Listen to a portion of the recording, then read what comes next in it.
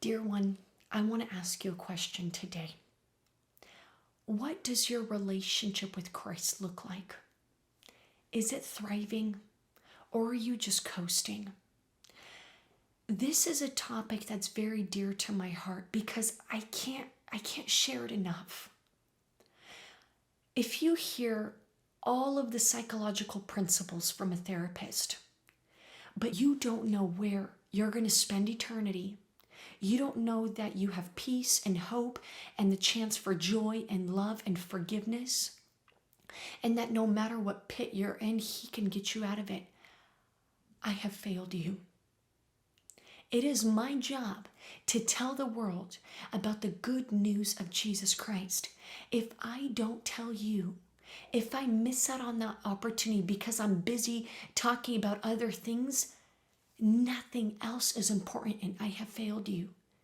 So I want to ask you one more time, if you haven't heard it on any of my videos yet. Dear listener, do you know Jesus? Do you have a relationship with Jesus? Have you accepted Him as your personal Savior yet? Or are you busy thinking, I could still do things on my own?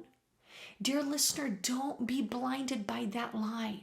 That lie does not come from Jesus. That comes from the enemy that says, you don't need Jesus. You can do things on your own. That is not true. Guard your mind when you think that way. Guard your mouth when you speak that way, and guard your heart when you feel that way. Because when you think, feel, and speak that way, it means you're relying on yourself.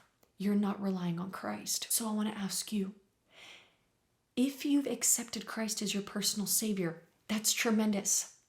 That's the greatest gift your life will ever possess. And if you have not, what's stopping you? Dear listener, what's stopping you from cultivating a relationship with Jesus? Is it fear of what's going to happen if I surrender everything and give up my control? And I don't want some being in outer space to control my life. Or God has let me down before. I'm not going to trust Him because He's going to let me down again. Or I know Christians and Christians are terrible and I want nothing to do with their God. Whatever it is, dear listener, I want you to think about this today. Do I have a relationship with Christ? And if I don't, what is preventing me from doing so? And even then, if it's the fact that some human let you down, don't worry about the humans. God doesn't let you down like that. And even if He allowed you to go through the valley of the shadow of death, and if there were moments where you felt like you were alone, it's not because He wanted to leave you alone. It's because He wanted to see how you would respond. And how did you respond? You got bitter at God. You got bitter at God for leaving you alone for a season of your life. But what did you do then? Did you reach out to Him and say, God, don't leave me. God, I want to find my way back to you. Or did you say, oh, God, because you left me, I want nothing to do with you. Because you let me get harmed, because you allowed whatever trial to come into my life and you didn't protect me, I want nothing to do with you. Dear listener, He never walked away from you. I want you to remember something to heal that wound. It's the fact that the teacher is always quiet during the exam. He didn't leave you because He wanted to. He left you alone for a period of time, like God turned His back on Christ when He was hanging on the cross, when He was in the Garden of Gethsemane, because He wanted to see how would Christ respond. Would He get out of that situation on His own, or would He say, Lord, let your will be done?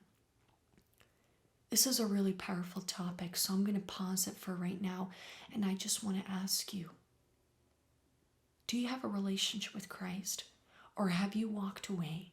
And if you walked away, it is not too late to turn your heart towards Jesus again. It's not too late to say, dear God, forgive me. Forgive me for being so bitter at you for everything that you've allowed in my life. I surrender to you and I turn my eyes back to you because I need you. Do it today, dear listener. You can't afford to live one more day without your Jesus. He loves you. He died for you, and he wants to give you an abundant life in him.